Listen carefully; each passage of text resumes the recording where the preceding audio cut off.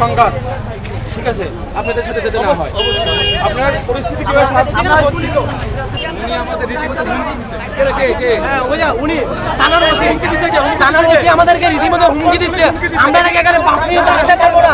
হুমকি দিচ্ছে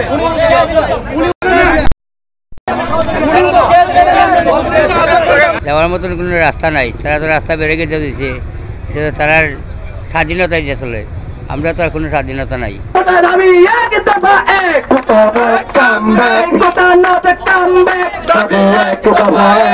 আমরার পক্ষে আমরা তারার পক্ষ হইতাম, আমরা আমরা আমরা আমরা শ্রমিক নিয়ে আমরা ব্যস্ত, আমরা কি তারার এই রাজনীতি নিয়ে ব্যস্ত নেই। তারা মানুষের অশান্তি করে, তারা কি জাতের দিকটিরঙ্গত করে, কত লক্ষ লক্ষ মানুষের অশান্তি করতে, তারা কি জাতের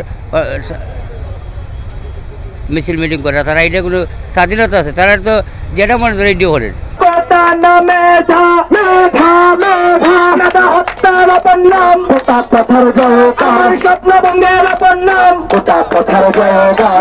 এক ঘন্টা ধরে হারে দিচ্ছে, এটা এরকম রাস্তা আটখানি গাড়ি এই মানুষের জন্য কোনো কষ্ট দিয়া কোনো ফায়দা তো নাই।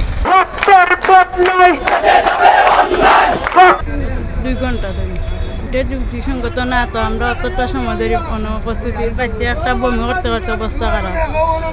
আমরা মাদারও গেছিলাম, মাদার তো এখন বাড়ি যাওয়ার পথে।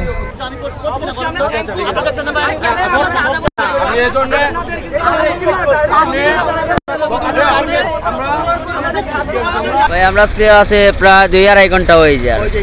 আমরা আইসি এয়ারপোর্ট থেকে এখন যাওয়ার পথে গোবিন্দগঞ্জ যাইমু, আওয়া যাওয়া যে আমরা আইতে পারতেছি না কিংবা যাইতে পারতেছি না, এর জন্য আমাদের সমস্যা। আমরা প্রায় 2 ঘন্টা হয়ে যাবে কেন আসিব না, এটা তো জুসি সুন্দর না, যেমন ড্রাইভার হলে কষ্ট দিয়া পাবলিকের কষ্ট দিয়া, তো এটা তো জুসি সুন্দর না, এটা তো যুক্তির বাইরে তারা কাজটা ওদের।